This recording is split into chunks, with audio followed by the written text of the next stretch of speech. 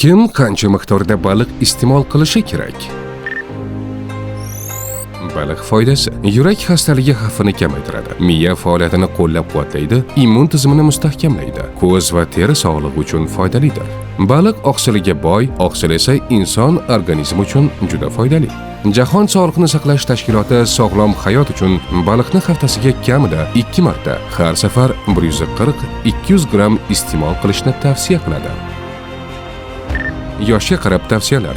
Bola 1 yoshdan 3 yoshgacha haftasiga 1-2 marta 50-70 gramm.